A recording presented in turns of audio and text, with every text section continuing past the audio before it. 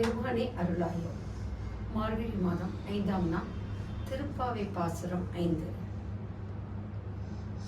மாயனை மன்னா வடமதுரை மைந்தனை தூய பெருநீ யமுனை துறைவனை ஆய கோலத்தில் தோன்றும் மணி விளக்கை தாயை குடல் விளக்கம் செய்த தாமோதரனே தூயமாய் வந்து நாம் தூமலர் தூவி தொழுது வாயினால் பாடி மனதினால் சிந்தித்து போய பிழையும் போதருவான் நின்றனவும் தீயினில் தூசாகும் செப்பேலோரெம்பாவாய். ஆண்டாள் நாச்சியார் இன்று 5வது நாளாக திருப்பாவை பாசுரத்திலே கண்ணபிரானும் விளையாடி கழித்த அந்த மதுரை வடமதுரை மைந்தனை புகழ்கின்ற ஒரு தன்மைதான் இந்த பாடலில் பார்க்கின்றோம். கண்ணபிரானை இந்த 30 நாட்களும் நாம் பாட வேண்டும். விஷ்ணு பகவானுடைய அவதாரமாக இருக்கின்ற இந்த மாயனை, இந்த வடமதுரை மைந்தனை நாம் சதா சர்வகாலம் துதிக்கின்றோம். அப்படி சதா சர்வகாலம் நாம் துதிக்கின்ற காலத்திலே அந்த எண்ணத்தோடு நம்ம பாவை நோம்பு இருந்தால் நம்மது எண்ணம் எண்ணியபடி ஈடேறும் என்ற தத்துவம். அது மட்டும் இல்லை, நாம் எண்ணியதெல்லாம் எண்ணியபடி ஈடேற வேண்டும் என்று சொன்னால் நம்மிடத்திலே நல்ல ஒரு கர்மா இருக்க வேண்டும். நம்மை சுற்றிய நல்ல ஒரு ஆற்றல்கள் பேரலைகள் இருக்க வேண்டும். நம்மிடத்தில் எதிர்மறை ஆற்றல் இருந்தது என்று சொன்னால் நம் எண்ணிய எண்ணமானது நிறைவேறாது. அதற்காக இந்த 30 நாளும் நம்ம பாவை நோன்பு இருக்கின்றோம். நம்ம பாவை நோன்பு விரதம் இருந்து நம்ம பிரார்த்தனை செய்கின்றோம். அந்த பிரார்த்தனை படிக்க வேண்டும் என்று சொன்னால் நம்முடைய கர்ம வினைகள் எல்லாம் அகல வேண்டும். அந்த கர்ம வினை அகன்று இந்த தாமோதரனை கைப்பிடிப்பதற்காக நாம் தினமும் சதாக்க சர்வகாலம் தொழுவோம் என்ற திருமுகத்திலே இன்றைக்குமே அந்த கண்ணபிரானுடைய அந்த திருநாமத்தையே உச்சரிக்க வேண்டும் என்று சொல்லும் முகமாக அமைந்ததுதான் இந்த 5வது நாள் திருப்பாடல். இந்த மாயவன், இந்த விஷ்ணு பகவான் இந்த கலியுகத்திலே பலவிதமான மாய பிறப்புகளையே எடுத்துக்கொண்டிருக்கின்றான். மீண்டும் மீண்டும் மீண்டும் இந்த மண்ணுடையிலே மேலும் மேலும் மேலும் இறைவனுடைய விஷ்ணு பகவானுடைய திருலீலைகள், திருவிக்ரம் அவதாரங்கள் வந்து கொண்டே இருக்கின்றன. அவ்வாறு திரு அவதாரங்கள் வந்து கொண்டிருந்த வகையிலே இங்கே வடமதுரை என்பதும் மிக சிறப்பானதாக சொல்லப்படுகின்றது. இந்த வட மதுரா என்பது வடநாட்டிலே இருக்கின்றது. அந்த வடமதுரா தான் கிருஷ்ணபிரான் கண்ணபிரான் தோன்றிய அந்த திருத்தலம். அந்த மாயினை மண்ணும் வடமதுரை அந்த மைந்தனாக இருக்கின்ற கண்ணபிரான் எப்படி இருப்பார்? அந்த வடமதுராவையே பெருமை செய்ய பெற்றவர். அந்த வடமதுராவிலேயே அந்த பகவான் அவதரித்து இன்றைக்கும் அந்த வடமதுராவுக்கு கிருஷ்ண அவதாரத்தின் மூலமாக இந்த கலியுகத்திலும் புகழை கொடுத்து கொண்டிருக்கிறார் என்று சொல்வார்கள். இந்த வடமதுராவுடைய தத்துவத்தை பற்றி நம்ம பார்க்க போறோம். இந்த பாடலுடைய பொருள் பின்னர் நாம் அந்த தத்துவத்தையும் ஒரு சிறப்பு தத்துவத்தையும் பார்க்க போகிறோம். இந்த மண்ணுலகிலே இந்த மதுராவை வளம் கொழிக்க செய்கின்றவன் அப்பேற்பட்ட கண்ணபிரான் இங்கே இருக்கின்றார். தூய்மையாக பெருகி ஓடுகின்ற, என்றுமே வற்றாத ஜீவநதியாக இருக்கின்ற, அதுதான் பெருவெள்ளம் என்று சொல்கின்றார். வற்றாத ஜீவநதியாக கொண்டிருக்கின்ற யமுனை ஆற்றின் கரையிலே கண்ணபிரான் தன்னுடைய தோழர்களுடன் எல்லாருடனும் சேர்ந்து ஆடி பாடி கழித்து மகிழ்ந்து விளையாடுகின்ற இடம். அந்த இடத்திலே இந்த கண்ணபிரானானவர் அடுத்ததாக என்ன செய்கின்றார்? ஆயர் குலத்திற்கே ஒரு மணிவிளக்காக விளங்குகின்றார். ஆயர் குலத்திலே மணிவிளக்காக ஒளிவிளக்காக மட்டும் இருந்தது மட்டுமல்லாமல் தாயினுடைய வயிற்றிலே அந்த கருவை சுமந்த தாய்க்கு அந்த குடலுக்கு ஒரு பெருமை சேர்த்தவராக இந்த கண்ணபிரான் இருக்கின்றார். அப்பேற்பட்ட கண்ணபிரான் தாய்க்கும் இந்த வடமுதலாவுக்கும் பெருமை சேர்த்த கண்ணபிரான் தன்னுடைய சேஷ்டைகளாலும் லீலைகளாலும் துரு என்ற குறும்புத்தாலும் தாங்க முடியாத யசோதை தாயானவர் என்ன செய்கின்றார்? கண்ணபிரானை தாம்பு கயிறால் இழுத்து கட்டி போடுகின்றார். இந்த தாம்பு கயிறால் இழுத்து கட்டி போட்டதால் கண்ணபிரானுடைய இடுப்பிலே ஒட்டியானம் போட்டு தழும்பே விழுந்து விட்டதாம். அதன் காரணமாக கண்ணபிரானை தாமோதரன் என்று அழைப்பதாக சொல்வார்கள். அப்பேற்பட்ட யசோதையார் தாம்பு கயிறால் கட்டப்பட்ட தழும்பு விழுந்த அந்த தாமோதரனை நாம் எப்படி வணங்க வேண்டும் என்று சொன்னால், தூயமாய் வந்து உள்ள தூய்மையும் உடற் தூய்மையோடு நாம் வந்து அந்த தாமோதரனை துதிக்க வேண்டும். எவ்வாறு துதிக்க வேண்டும்? தூய மலர்களால் கிருஷ்ண பகவானை வந்து அப்படி தூய மலர்களால் வந்து தூவி தொழ வேண்டுமா. அது குறிப்பாக இந்த இடத்துல கிருஷ்ண பகவானுக்கு எந்த மலர்கள் இருந்தாலும் சரி, துளசி என்ற ஒரு இலை இருந்தால் போதும் கிருஷ்ண பகவானுக்கு அவ்வளோ ஒரு பிரீத்தி. அதனால் தூயமாய் வந்து தூய்மையான மலர்களை எல்லாம் தூவி போற்றி துதித்து வாயினால் கிருஷ்ண பகவானுடைய பெருமைகளை எல்லாம் கண்ணபிரானுடைய பெருமைகளெல்லாம் பாடி மனத்தினால் சதா சர்வகாலம் அந்த கண்ணபிரானையே அந்த குழந்தை வடிவாக இருக்கின்ற அந்த கண்ணபிரானை சிந்தித்த நாம் கண்ணபிரானையே வணங்கி வந்தோம், தாமோதரையை வணங்க வந்தோம் என்று சொன்னால் நமக்கு என்ன கிடைக்கும்? போய பிழையும் புகுதருவான் நின்றனவும் தீயின் தூசாகும் செப்பேலோ என்ற எம்பாவாய். நம்மளுடைய கர்ம வினைகள், போன ஜென்மத்தில் நாம் செய்த கர்ம வினைகள், இந்த பிறவியில பிறந்த நாம் அறிந்தும் அறியாதும் செய்த பிழைகள், இனி வருங்காலத்தில் நாம் அறியாமல் செய்ய போகின்ற பிழைகள், இனி வருங்காலத்தில் அறிந்து வராது. ஏனென்று சொன்னால் இந்த 30 நாட்களும் கண்ணபிரானையே தொழுகின்றோம்.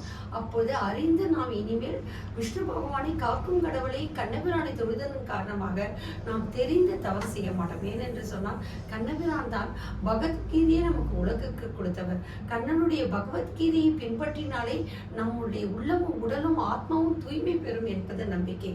அப்பேற்பட்ட கண்ணபிரானை நம்ம வணங்கினோம் என்று சொன்னால் இனி வருங்காலத்தில் அறிந்து பிழை செய்ய மாட்டோம். போன பிறவியிலே செய்த பிழை கர்மா, இந்த பிறவியிலே அறிந்தும் அறியாதலும் செய்த பிழை, இனி வரும் காலத்தில் நம்மையும் அறியாமல் செய்த பிழை எதுவாக இருந்தாலும் இந்த 30 நாட்களும் கண்ணபிரானை தூய மலர்வதோடு உடல் தூய்மையோடு உள்ள தூய்மையோடு தூய மலரால் சதா சர்வ காலம் கண்ணபிரானுடைய துதிகளையே போற்றி பாடி இருப்போம் என்று சொன்னால் நம்முடைய கர்ம வினைகள் எல்லாம் தீயில் இட்ட தூசு போல ஒரே நொடியில் பொசுங்கிவிடும். இந்த தூசு என்பது என்ன? நாம் செய்கின்ற தீய கர்மா.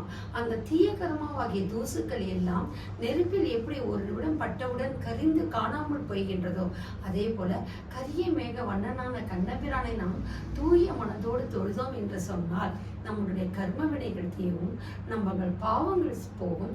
நம்மளுடைய கர்ம வினைகள் பாவங்கள் போனால் நம்மளுடைய மனதில் என்ன பிரார்த்தனை செய்கின்றோமோ அந்த நற்பிரார்த்தனையாவது படிக்கும் என்பதுதான் இதனுடைய தன்மை. நம்மளுடைய எண்ணியது எண்ணியாக எய்த வேண்டும் என்று சொன்னால் நம் உள்ளும் புறமும் உடலும் ஆத்மாவும் நம் தூய்மை மனத்தோடு இருந்த போதுதான் நமக்கு அந்த எண்ணியது எண்ணியபடி ஈடேறும். அந்த எண்ணியது எண்ணியபடி நீடேறாமல் இருப்பதற்கு காரணம் என்ன என்று சொன்னால், ஈடேறாமல் இருப்பதற்கு காரணம் என்ன என்று சொன்னால், இந்த கண்ணபிரானுடைய அந்த நிழலை கூட தொட முடியாத காரணம் என்னவென்று சொன்னால் கர்ம வினைகள்.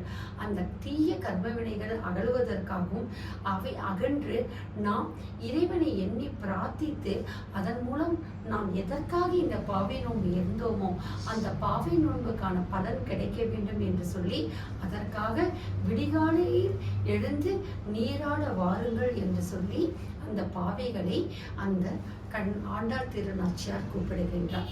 அவ்வாறு கூப்பிடுகின்ற இடத்துல இந்த இடத்துல என்ன பார்க்கிறோம்னா வடமதுராவுடைய பெருமை. எப்படி ஒவ்வொரு அவதாரத்திலும் பெருமான் இந்த பூவுலகிலே பெருமை சேர்க்கின்றார். ஆனால் இந்த வடமதுராவில் தோன்றிய கிருஷ்ண பகவான் இன்றும் வடமதுராவிலே பெருமையாக சேர்த்து கொண்டிருக்கிறான். இன்றும் அந்த கிருஷ்ணபிரான் இருந்து கொண்டே இருக்கின்றானா. இன்றும் வடமதுராவிலே அந்த கிருஷ்ணர் ஆயர்பாடிகளோடு அந்த துளசி தோட்டத்திலே இருக்கின்ற காலகட்டத்திலே இரவு நேரத்தில் அங்கே யாருமே நெருங்க முடியாதான். இரவு நேரத்திலே அந்த துளசிகளையுமே எல்லாருமே கோபியர்களாக மாறிவிடுவார்களாம். அதற்கப்புறம் இறைவனுக்காக அங்கே அந்த புறத்தில் வைக்கப்பட்ட அந்த தின்பண்டங்கள் அவர்களுடைய பழ வகைகள் அடுத்த நாள் காலையில் இருக்கவே இருக்காதாம்.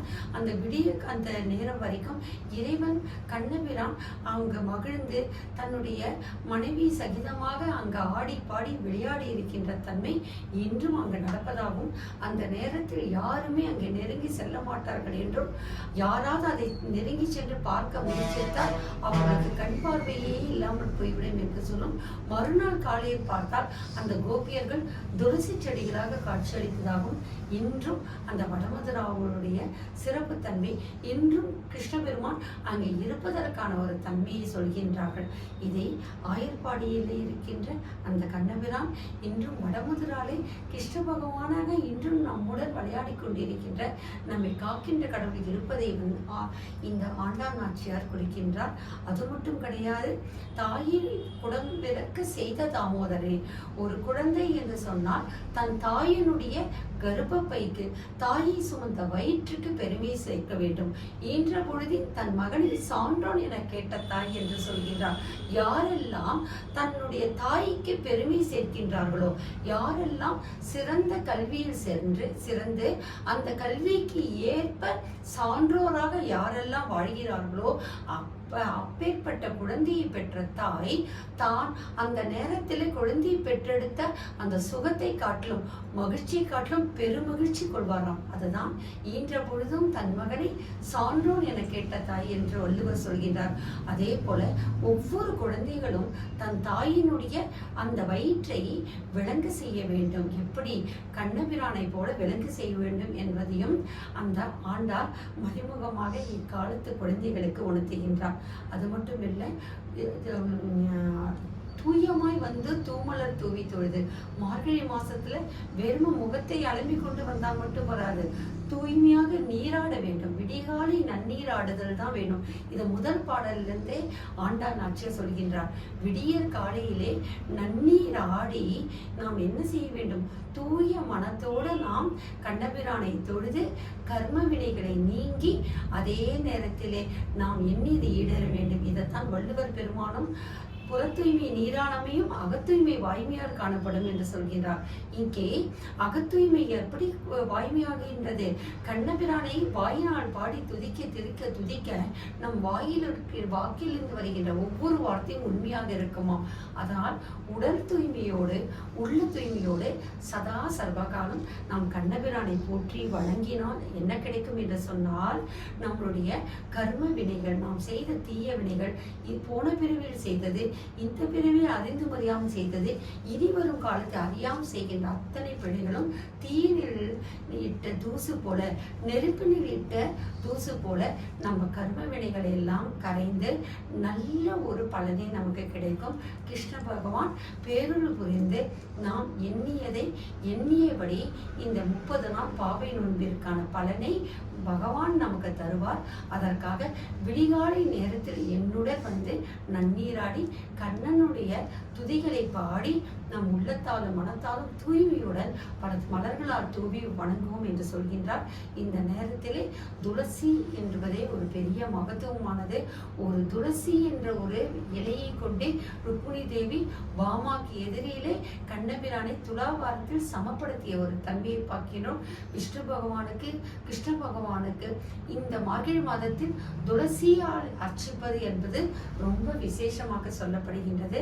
அந்த பகவானை போற்றி துதித்து இந்த மார்கழி மாதத்தில் நம்மளுடைய எல்லா எண்ணங்களும் நல்லபடியாக நிறைவேற்ற என்று நாம் கண்ணபிரானை வேண்டிக் கொள்வோம் என்று சொல்லிக்கொண்டு அடுத்த திருப்பாவையில் மீண்டும் சந்திப்போம். கண்ணபிரானின் பெருமைகளை ஆண்டாள் திரு நாச்சியார் வாயிலாக அவர் தம் அருளிய திருப்பாசனம் மூலமாக மீண்டும் வந்து இணைவோம்.